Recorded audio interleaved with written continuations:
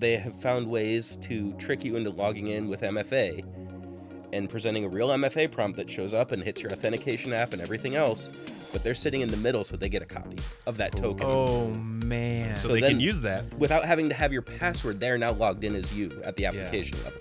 That is insanity. Yeah.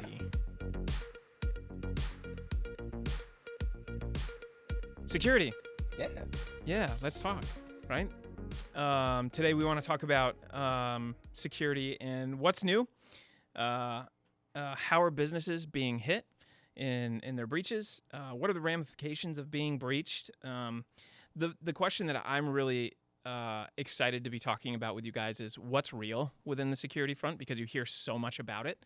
And then on that side of things, because there's so much what I would call maybe misinformation or whatever, is how do we invest if there's so much information there? And so I'm really excited to be talking to you guys, Justin, our CTO, and then Benjamin as our client security specialist. It's a new position, but you're seasoned.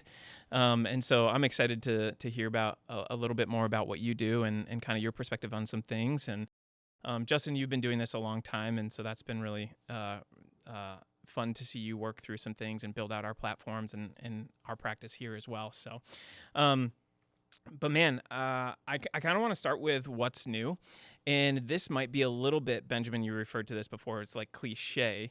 And the reality of it is I think there's this large topic that keeps popping up, which is AI, right? AI everything. And how is technology and how is AI going to play into my business, and how is it going to make me more profitable, and how is it going to make me more efficient, and all that stuff. And so the question that I have on AI is, what is it for security? And what can we expect out of it, and what's the hope and the goal for the future, I guess. So let me simplify that a little bit, though, before I just talk about it, right? The question that I have here is, what kind of impact will AI have on the security front, both from an attack risk perspective and then also from a security tool perspective? AI, like everything else, is a tool. Depends on what you use it for.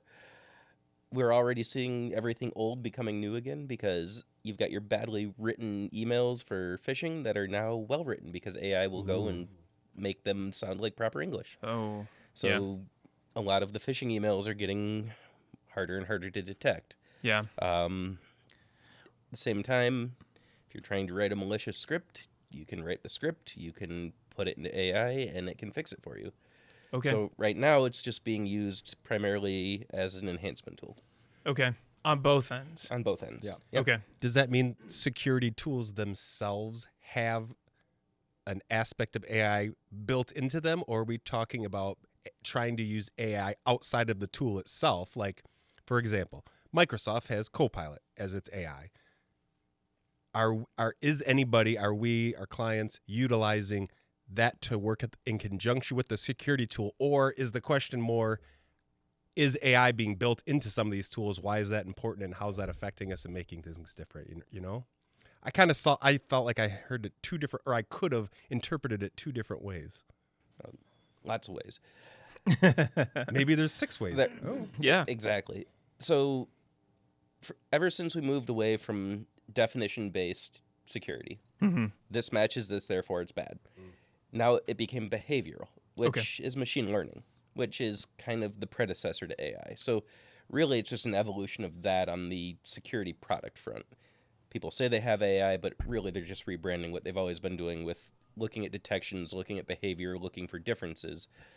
The tools just change, but what they're functionally doing is very much the same. Yeah. Microsoft has Copilot for Security Copilot is what they call it. Sure. And that's to enhance a security team that's running their suite. So it's meant for large enterprises with 24-hour staff and security operations centers to enhance what they're doing. Anytime you partner with a SOC, a security operations center, they are in some way using machine learning or AI or some combination of both to look at all of the events and all of the data that comes in to detect threats. Okay. So it's in play. It's iterative, to be honest. It's not revolutionary yet. Yeah. we're seeing lots and lots of AI models being trained on specific subsets. So not that large language model that you can just type in any question, it gives you some sort of crazy answer. Okay. You're training it on just security data or just Windows processes, and it's becoming very aware of how all that's supposed to work. So you're going to get a refined response and detection to behavior on computers. Okay. So that's where things are heading. Okay. For it to work on the endpoint, we're going to have to see AI chips or graphics accelerators that are able to do it in real time on the machine. So for now, the machines are going to ship that data off to a server somewhere, and the server is going to analyze it and, formulate the response. Okay. Okay. Yeah. Wow.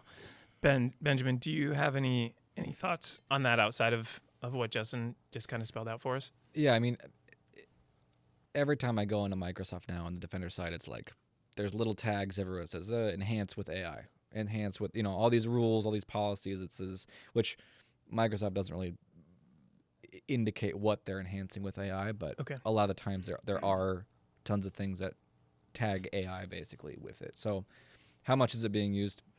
Could be being used a lot. It could be being used a little bit.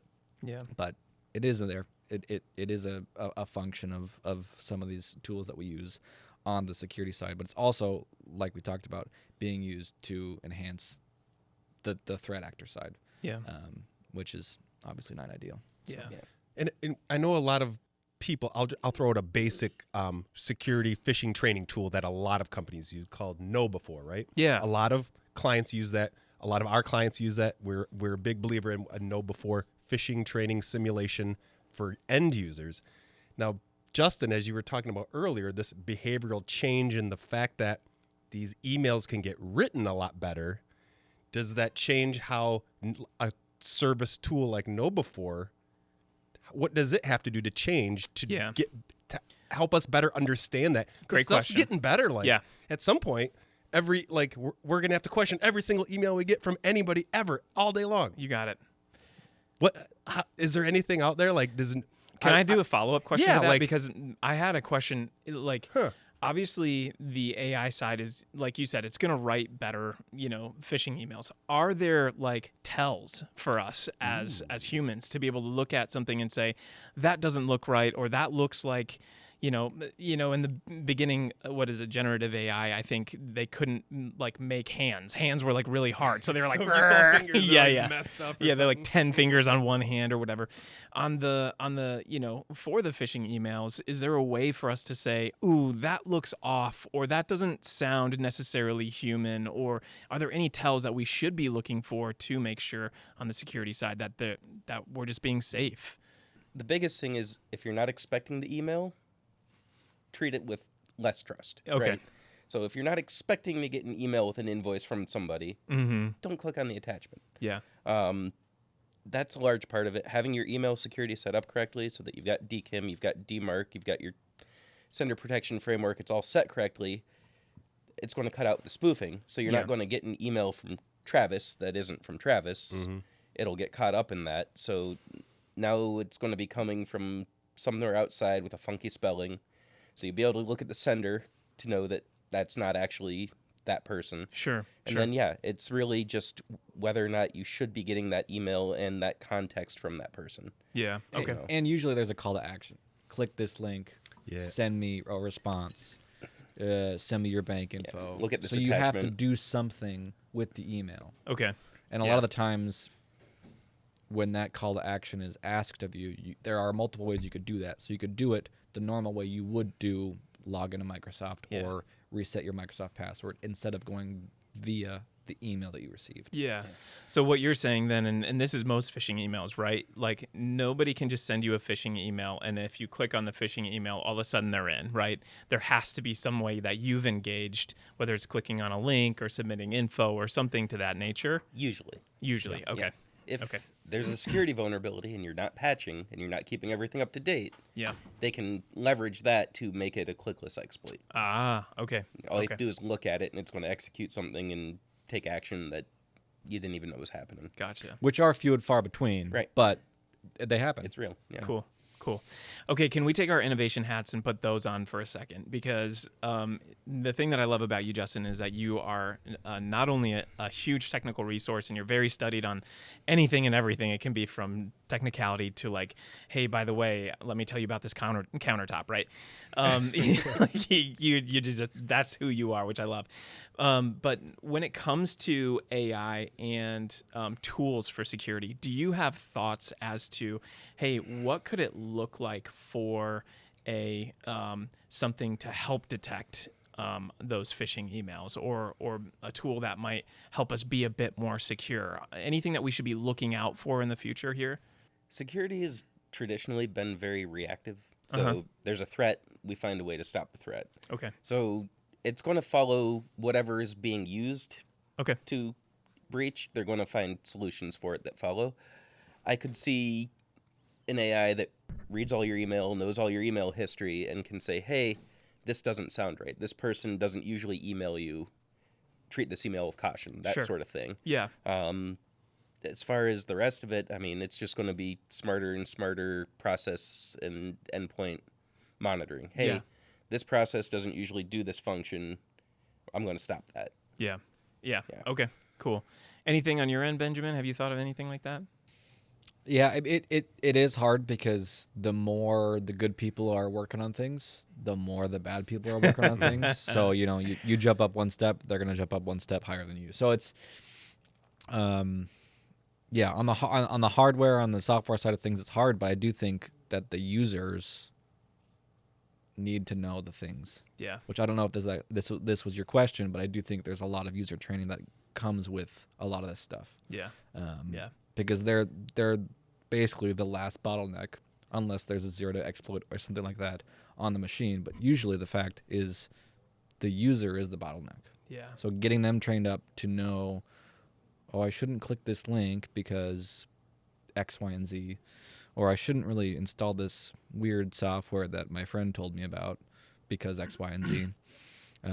I do think a lot of the times that's where some effort should really be put into, is the user training side of things. Yeah, I like what you said. And I was reading an article put out by Abnormal, and they basically said the same thing, that AI is on both fronts, on the security side. It's being used for good and it's being used for evil. And anytime we have something like that, we should be informed as people to be able to say, hey, how can I use AI to make life better? And what should I be looking out for? Because AI is going to be used to breach or to destroy or whatever. So I like that for sure. Is it fair to say that as we started talking about cybersecurity years and years and years ago, decades ago, cybersecurity got more prevalent as a term and to be aware of, it's always security in general is a layered approach, right? You don't put all your eggs in one basket with one tool. You spread them out because there's different parts of your business that use different aspects of technology, and everything has a potential, hole or, vulnerability or somehow a way to affect that, right? So now more than ever with AI in the mix, it's just like even more we need to have these layers of stuff to help protect us, whether it's email, end users on their computer, phishing training, network vulnerability scanning, all these different things. It's just important to stay with a layered approach and not just think you have your solution and you're good to go, right? Does that make sense? Yeah. Or am I guess, yeah, I wanted to make sure I wasn't wrong in thinking that we should stay layered out and we should be spreading our security over different tools, services, thoughts, ideas, and not just, nope, AI is here to save the day. Whoever's got the cheapest one, that's what I want because they're going to keep me protected. Like, that's not the goal, the case, right? I love your leading of the witness. Is it fair to say? I probably It's so would never good. make Yeah, a yeah. great lawyer. Yeah. I probably It's would so be kicked good. out a lot or like, Yeah. nope, you can't say that, buddy. Yeah, I love it. It's good. It's good. Well, hey, let's move on from the AI topic. I know that one is like probably people are going to leave after this, right? They're like, we don't care. The AI is what I wanted to hear. What else, just as far as security is concerned, anything new that we should be aware of on breach fronts, or even like something that's fun as far as a new security tool or anything like that that's up? From a trend perspective, I've seen attacks on large companies being much more focused on data theft and holding data for ransom Okay. versus the actual endpoint attacks, because that part of security has gotten so much better that it's much more difficult to do. Whereas if you just compromise the right credentials, you can steal all the sensitive information and then threaten to release it or sell it to competitors. Okay. Yeah. So tell me about the what data theft can actually do to a business then. Yeah, I mean, if you're manufacturing something, they can get all of your drawings, they can get all of your specifications, they can get all of your vendors, they can get financial information, and all of that has varying value to you if it gets out. Yeah. You know, if you have all of the bank routing numbers in places, that can cause immediate problems. But, you know, you could have trade secrets sold to competitors for highest bidder on the black market. It's just, you know. Yep. Okay. And not to mention your reputation. Right. I mean, you hear that name. Oh, I know that name. Why do I know that? Oh, right, because they were in a big data breach. Yeah. Yeah. You that might be a deciding factor between going with this company or that company. Especially if you're part of a supply chain. Yeah. For sure. Yeah, you don't want to work with someone that is going to get compromised if you're providing them specifications to build something. Sure. Yeah. And I actually want to go there. You said that, and it's like such a good segue into the next point, which is, you know, how our business is getting hit. But I want to stay on what's new for a second. Talk to me about tools. Something that you both are so good at, especially with our client base, is staying up to date with what's out there and what's new. What are the things that we should be watching out for, and how do we protect our clients? And something that I like about you, Justin, and you, Benjamin, as well, you guys are very much like hey, we're not going to stick with the same solution just because we know that solution. We're gonna have a solution that's working and innovative and ensuring that our clients are safe. So on the tool front, anything that you've been studying or anything you've seen and you're like, hey, I'm really excited about this. A lot of the products I've seen recently that are interesting tend to try to be an all-in-one solution. They're trying to be your DNS filter and your email, and which from a value perspective is really exciting. You can install one product, manage one product, have a single pane of glass on it. The danger there is that if someone is working to defeat your security, they have to defeat one product. Ooh, yeah. And that, you know, is especially in the age of AI where you can say, okay, my process is getting stopped by this. How do I get around that? Yeah. That makes it much easier for an attacker to circumvent the security you're implying. Yeah. So it's almost like hiring like Uncle Danny, who's a jack of all trades, rather than, you know, John Smith, who's the plumber, right? Who's an expert, right? Yeah. So you're not going to get, you know, if you've got the all-inclusive package for, you know, one tool that's doing multiple things, how can you be an expert in those multiple things? Right. And how long can a product that covers everything stay on top? Yeah, absolutely. Without costing an arm and a leg. Right. Yeah. Okay. Any thoughts for you, Benjamin? I know you've been getting into some really fun things yourself, so I want to give you some opportunity too. Yeah, there is something we are working towards pushing to clients is a module of one of our products, but it's an identity theft detection and response module, which Microsoft does. And if you've got Microsoft, you know that there's risky sign-ins, there's risky users. It tries to identify. It's okay. It's not wonderful. Just like Microsoft, or just like you know, your Uncle Jack that can't do everything. Microsoft can't do everything very well. Sure. And Microsoft has been okay at that, but it looks like this could be a realm where we're seeing that we'll have a lot more success in. If they basically it's identifying credential compromise, it's identifying risky sign-ins, risky users, that kind of thing, which is it's pretty exciting because we see a lot of that, especially with our smaller clients, is this credential compromise, because a lot of phishing emails come in, I guess, and a lot of people click those emails. So catching that before it gets to the point where it's, you know, business affecting is ideal. Okay. So that's something we're seeing that's being pushed a little bit more from some of our tool sets. So. Yeah, cool. I want to add to that. Yeah. MFA isn't enough anymore, especially legacy MFA. Yeah. Something called token theft has become a real thing, which is what this identity protection can also help with. Okay, Chuck E. stop Cheese there. Tokens, right? Yeah. No. Exactly. Stop there for a second, because I think like for you, you're going to say token theft, and I think like you know what that means. Yeah. Benjamin knows what that means. I don't know what that means. Could you like just unpack that for a second? So most cloud applications and even Windows, when you authenticate and someone says, yes, you're you, it issues what they call a token. Okay. And that token validates your interaction session Okay. with whatever endpoint it's valid for. Okay. So Microsoft issues one, and you can use it to get to OneDrive, you can use it to get to SharePoint, you can use it to get into your email, Okay. you can use it to log into Windows. Okay. Without having to log in 8 different times. Yeah. Okay. Makes Wow. sense. So that seamless sign-on that everyone loves Yeah, is yeah. great, Yep. but there's a token. And Got it. they have found ways to trick you into logging in with MFA and presenting a real MFA prompt that shows up and hits your authentication app and everything else, but they're sitting in the middle so they get a copy of that token. Oh man. So So they then- can use that. Without having to have your password, they're now logged in as you at the application level. That is insanity. Until something happens where it tries to re-authenticate you to give you a new token, which Right. could be anywhere from a short amount of time to days, weeks, who knows, Like, right? 90 days. Yeah, 9 days. Yeah.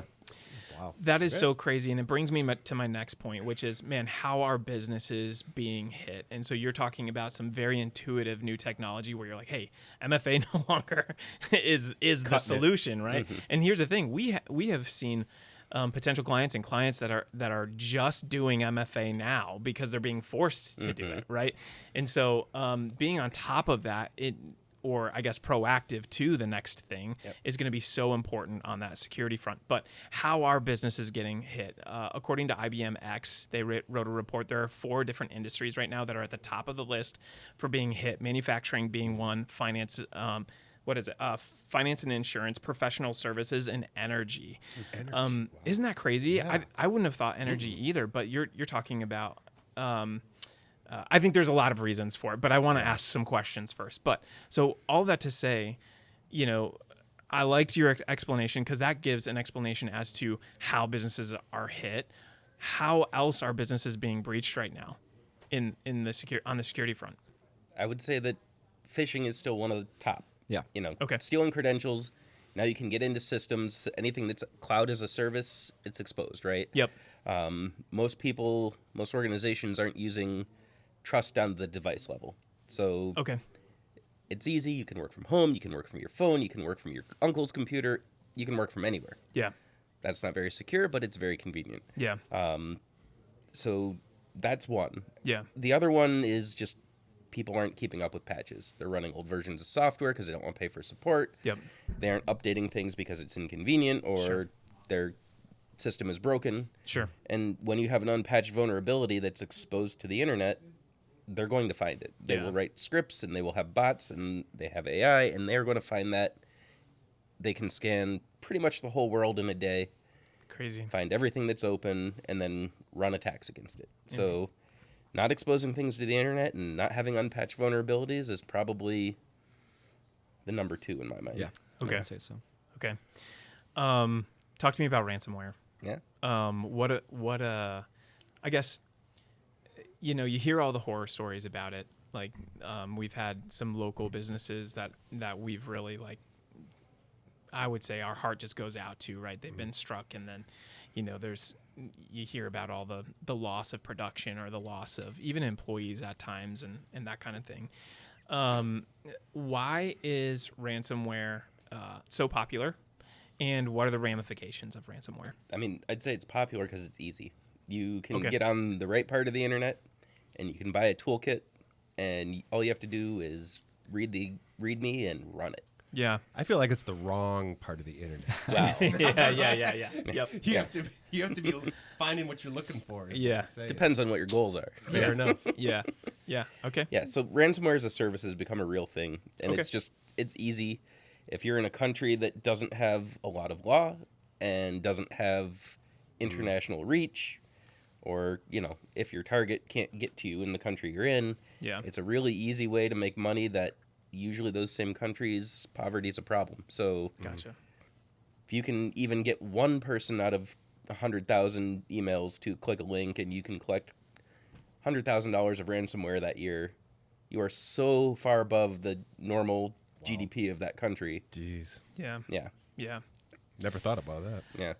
yeah. What's really funny is I was reading this article, and it was talking about manufacturing, those 4 major industries, so manufacturing, finance, energy, and goodness, I'm forgetting it, professional services. The reason that they're actually being struck is because they have more on the line, meaning that there's supply chain, interaction with manufacturing. And so if they ransom whatever, they ransom your data and they say, hey, pay me, it might be more worth it for the manufacturer to say, I just need to pay them so I can keep production moving and running. And the same goes for finance, because it's just a ripple effect to your clients and your vendors and all that stuff. And so the question that I have for you as it pertains to ransomware is, number 1, how do you protect yourself from ransomware? And number 2, what do you do if you get hit? I mean, a lot of it is you need the right, endpoint security. Okay. So you need to have EDR, endpoint detection response, with the correct definitions and everything. Obviously, unless it's a 0-day type new fangled, just created ransomware, Which happens. It happens. Yeah. I mean, that was WannaCry when it started. Yeah, fair enough. But nowadays, a lot of the people using is script kiddies that just buy this from wherever and send it along the line, and a lot of these endpoint detection responses will figure it out and they'll stop it. Ideally. If I could reach into specifically EDR versus MDR, do we have what's our theory on, is one better than the other, used in conjunction? Do you need both? Do you just need one? Obviously, MDR is managed detection and response, and EDR is endpoint detection and response. In my learning myself, the MDR is someone else taking care of actually reviewing logs in real time for you. MDR is you or someone, you have someone doing that on your end. Do we have is there a better, or is it more of what kind of team do you have that can do one or the other? Is that how you decide your tool? I would probably defer to Justin on this one. So MDR adds that human element. Yeah. Yeah. Some people say they have it and it's all algorithm based, and And it works fine, and it great. works fine until they need to update the algorithm, whereas people are constantly watching and training, and you don't have to wait for the next major release for that to work. That's clear. Yep. And having an MDR means that 2 a.m. when you're asleep and someone in China just ran that ransomware, someone's awake to take action, whether it be isolate that computer from the network or run a remediation that deletes the file. There's someone there. Whereas if you don't have a 24-hour security team at your company, you're not going to find out about it till 8 a.m. when you look at the email that says there was an incident on this computer from the EDR. Mm-hmm. So it takes that responsibility and shifts it to someone who's dedicated to doing that. Sure. So if you got to pick, you probably would pick the MDR over the EDR in most cases, and there's probably... I like sleeping at night. Yeah. Yeah. There you Yeah. go. Yeah, Fair enough. absolutely. Thank you Absolutely. for clearing that up. I always wondered. That's Yeah. a great question, Yeah. Ryan. I like that. And back to your question, Yeah. Travis, the other thing is having that layered approach. You've got the endpoint, but you also have internet security filtering. So Yeah. making sure that if something gets on your computer, it can actually connect to the command and control server because that's blocked. Yeah. So Yeah. it's another layer that if it gets past the email filter and then it gets past the EDR, now you've got an internet filter that says, nope, you can't talk to the server that tells you to download the payload or the encryption key or anything. You can block it yet somewhere else. So Yeah. the more of those layers you have, the harder it is for something to be effective in penetrating your defenses. Yeah. Yeah. Thanks for that, Justin. That's a good thought. As it pertains to, manufacturing, IBMX says that, 24.8% of all of these breaches were manufacturers. Why manufacturing? Aside from them being a rich target, Yeah. because downtime is money to them, Yeah. like literally, minutes or dollars. Yep. They tend to be a complex environment. It's not just 20 office computers and a copier. Tell me about that. Yeah, I mean, IT and OT. Yeah. How does that work, Yep. and how do you protect yourself? In the beginning, OT just wanted the machinery, the PLCs, the programmable logic controllers Yeah. connected so that they could send programs to them. Sure. You could take your code, you could send it to the machine, it would make your part. Then it became, well, we want to know how many parts each machine is spitting out. We want to know how often the machine's down for maintenance. Now we're collecting all that data and sending it back to a server. So now we have an entire another server infrastructure collecting data on top of being able to send data to the machines. And then vendors now, if they sell you a PLC and you're having trouble with your machine, they want to be able to remote in and do remote diagnostics before they send someone out to fix it. So you have yet another point where you have to have this thing on the network connected somewhere. And so it makes it a very porous attack target. Yeah. That makes I never even thought about any of those. Really, makes perfect sense. And a lot of these big, huge machinery shops will have Multiple vendors. yes, but these machines that are running Windows versions from 10, 15 years ago, because that's what the software and the vendor hasn't updated the software because to get a new machine it's $100,000. So you've got all these extra bits that it's like, well, this is out of date, but we can't update it because if we update it, we're gonna have to. So Benjamin, I'm so glad you brought that up because I think that is such a fair point, right? I mean, the reality of it is back in the 70s when manufacturing's booming, right? And the ROI on an investment in a machine is, and the depreciation, I should say, not just the ROI, but the depreciation is not as, I would say, prevalent as it is today because of software specifically. So in the 70s, you're running a machine for 30, 40, 50 years, right? Until and it even wears till beyond now. tolerance and can't be fixed. Exactly, right? You replace belts on it, you replace bearings and stuff. Screw And those, drives and- that stuff lasts way longer than software does. The reality of it is we have a lot of manufacturing friends that have older machinery and CNC, all that good stuff, that's older because, like you said, it's 100,000, 200,000, $500,000 to replace these machines, and it's real. Like, so what do you do when you're faced with a situation where you're like, goodness, I have to run Windows 7 on this CNC machine, or on this PLC for my automated welder or whatever it might be? What do you do to protect yourself so it's not so porous? I mean, you can segregate your network. Okay. So blocking off. Okay, this is our PLC section of our network. Okay. Nothing can really touch this. It's internal. Sometimes that can work. Sometimes you do need for other computers to touch those machines. But that is one aspect of, network segregation is a big thing nowadays. So you can, this is the group of guest network. This is the group of just PLCs, and no one else can touch that because there's some vulnerable stuff on this network. And there's guest network that really anyone can join, but they also can't touch anything. So if Joe is sitting outside on the sidewalk connecting to our guest network, he can't get anywhere because it's just the guest network. So I think network security internally is also a big aspect of that. Okay. Yeah, segmentation and isolation are the name of the game. Okay. And it's the manufacturers of these machines would much rather sell a new machine than update their software. Yeah. So Yeah. they don't make that an option. Either you buy the newest model or you live with it. And it's just, there's not a lot of in between. And sometimes you can update it, but now they won't support it. Yeah. So you're really stuck between a rock and a hard place when it comes to manufacturing equipment and connectivity. It is. It is a really, really tough spot to be in. Anyone for manufacturing, especially in the operations side, right? And so you've got IT that's like, hey, we really need to protect ourselves, but then you've got the operations side that are like, we need to make production. Yeah, we've spent a lot of time talking about protection, which is fantastic. I want to start talking about a little bit of the harder stuff, which is what happens when you get breached. How can you be prepared to be breached? And nobody likes to think about that because if you're like that, I think there are two stances. I think some people are like, we're never getting breached. It's never going to happen, right?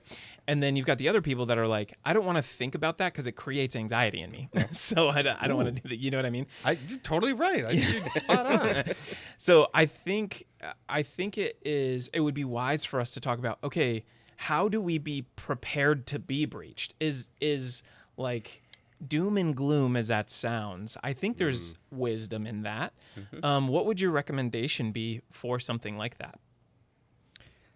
I mean, I think having plans in place that lists out, which you do have to think about. Okay, so if I do get breached, what do we do then? Yeah. So you do need to write down, like, we're going to do this exact plan, and these are the things we need to think about. Okay, stop there for a second. Okay.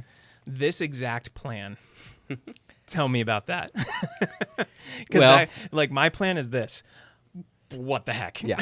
Yes. Fire inside. Exactly. Yeah. I mean, the big thing is you do need to think about all the avenues that could happen. So Okay. what happens if this gets breached? What happens if this gets breached? Okay, well, what happens if this gets breached? Mm-hmm. You do kind of need to write all those things out and say, okay, well, if this happens, it's not a huge deal because that's in the cloud and we can contact our vendor and we can do X, Y, and Z. We're not losing any data. We only have to have a downtime of an hour, really, and it's not really going to affect us because we only use that some of the time. Sure. Or if we get this breached, it's a bigger deal, but we're only losing this kind of data. So you do need to think about all the facets of what you do. Sure. And you do need to lay that out. And it's a big process, but it's a necessary process to have a game plan, because when you can't get into your systems, you can't log in anything. What are you going to do? Yeah. Well, you're going to go to your printed out. Yeah, we're going to print things. I know we're all in the digital age, but if you print out the thing, okay, well, now I got this plan. Okay, so we got breached. Okay, I'm going to call this person.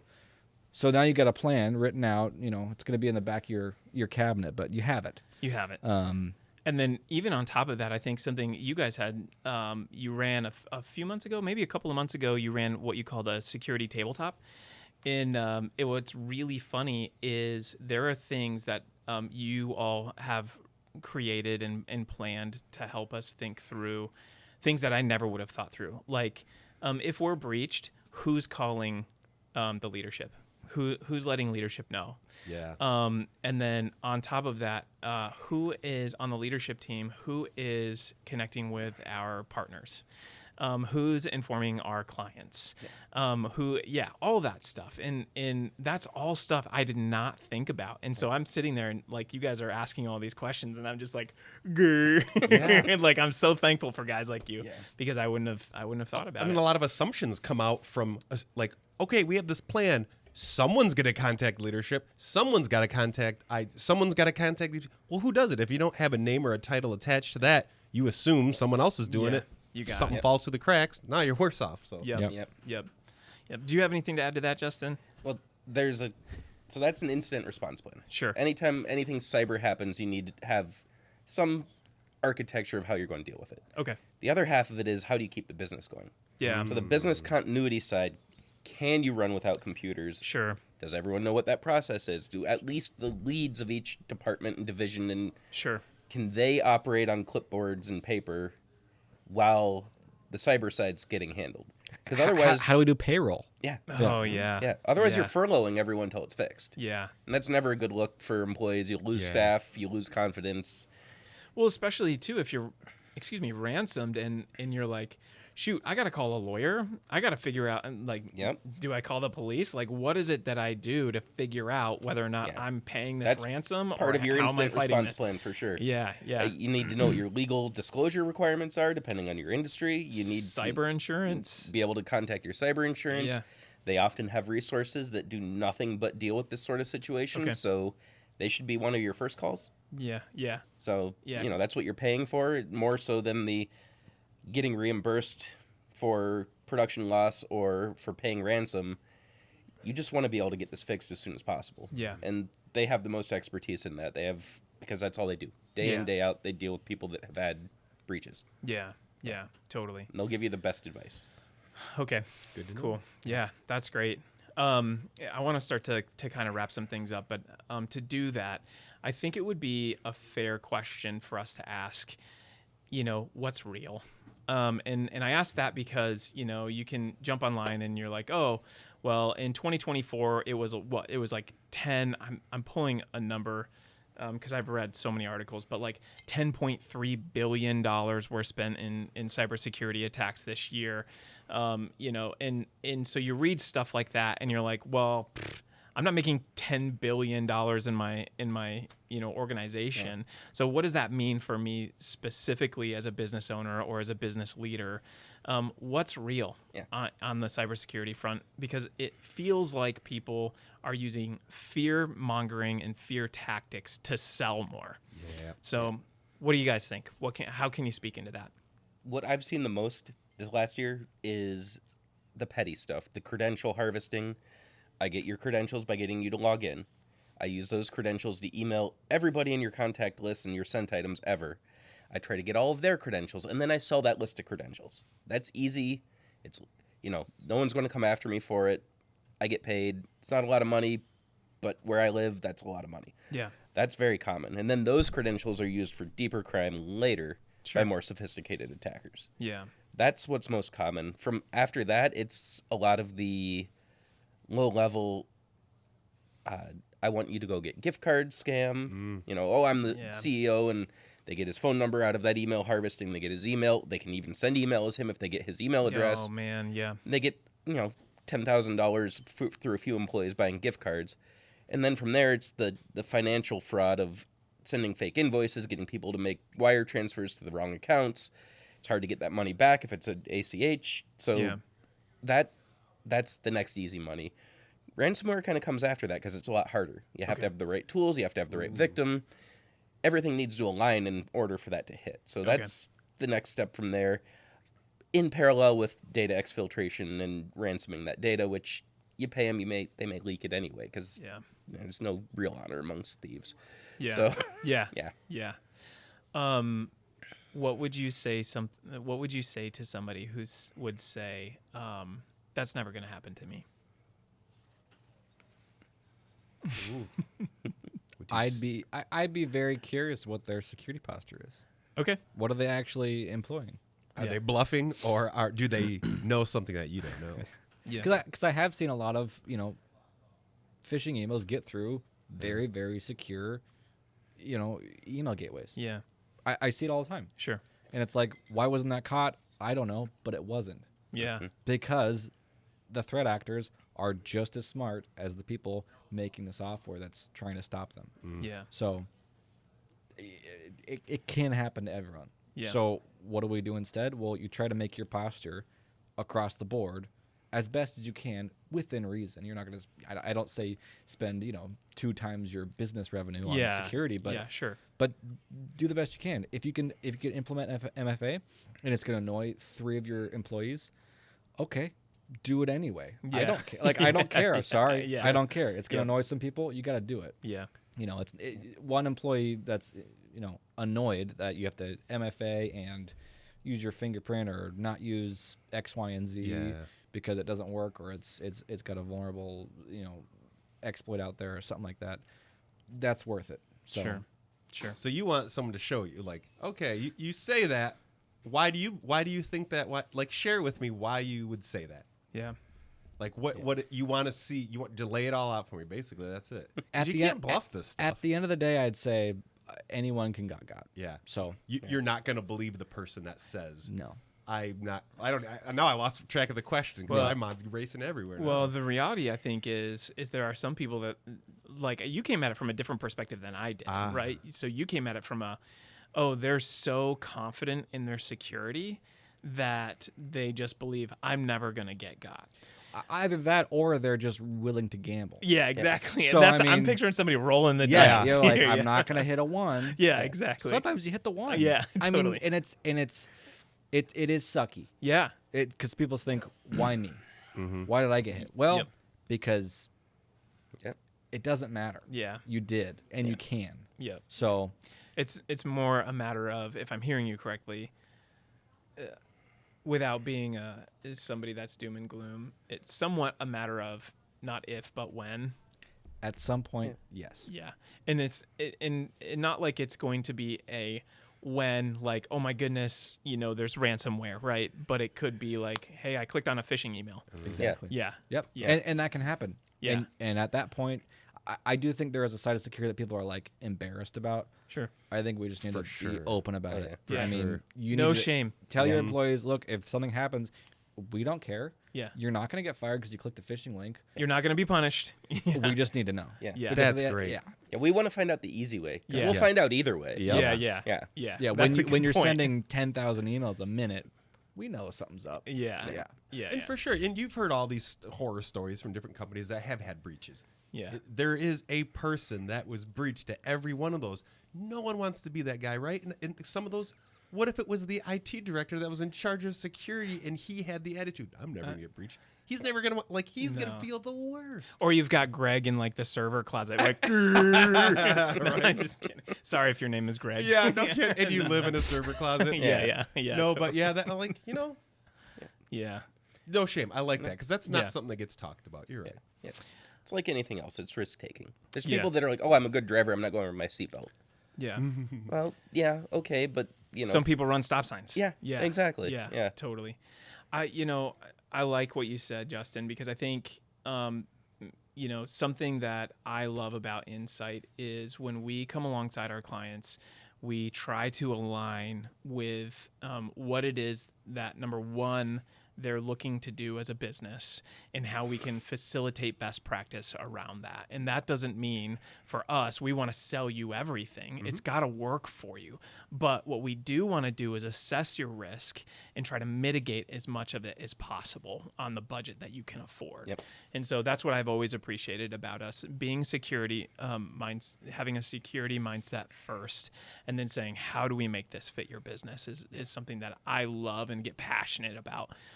When we talk about InsITe specifically. We have a no exceptions foundation. Yeah. We have Yep. minimum standards. Yeah, but totally. Yeah. Yep. we can take it a lot further if that meets what your needs are. Yeah. Yeah. Yeah. Okay, last question here. And I think it's good for us to think about as, a partner. And when we're talking about security and all of the things that means, tools and practice and process and all of that stuff, how would you go about consulting one of our partners to say, this is how you should assess, or this is how you should invest in your security? I know I didn't prep you with that question either, so... I mean, first thing to do, let's talk, Okay. and that can come in many forms. Some forms could be an assessment. Okay. It's literally just sitting down with you and saying, "Okay, do you do this? Do you do this? Do you do this? No, yes, no, yes, no, yes. Okay, great. You don't do 3 of these 5 things. We would suggest that you should do 4 of these 5 things, and that would be a way better situation than you are now. Or Okay. you're not doing any of these things. You really need to be. What Yeah. can we do to work with you to do that?" So really, it's just talking with someone and saying, "What are you doing right now?" And let's talk. I love it, man. And I think on the client side, that is exactly what we do. I like that. And then also we've got our security assessment, right? Our baseline security. You, Justin, had indicated, hey, we have like a baseline foundational practice. For those of the people that are listening that might not be a partner with us, let's give them something for free today. What is the foundational practice that every organization should be investing in? Yep. Secure backups, immutable copies offsite, Okay. having managed detection and response, so you have 24-hour coverage, having automated patching that patches everything as quickly as possible from patch release without disrupting the business, and then having additional layers between firewalls, internet security. Gotcha. Yeah. Cool. And to go back to the approach, Yeah. the other part of it is finding out if you're not doing something, why you're not. Is there history there? A reason. Are you doing it because it's too inconvenient? Is there a way to make it more convenient? Have you never thought of it? What are the reasons that you're not doing the current security things? Mm-hmm. And addressing those from that perspective. Yeah. Yeah. I think, man, I feel like we could talk about this forever. You just brought up something that is so important, which is security isn't just tools, but it's a critical thinking mindset. And I don't really, I don't spend a lot of time in the security realm. That's your area. But as I'm hearing you talk, you're like, it is absolutely a mindset. It's not just I need to slap these tools on, or I need to slap this security practice in. It is a critical thinking to what is your business doing? What are the integral parts of your business, and how do we protect you in that area? Yeah. Cool. And each business is going to be different. Yeah.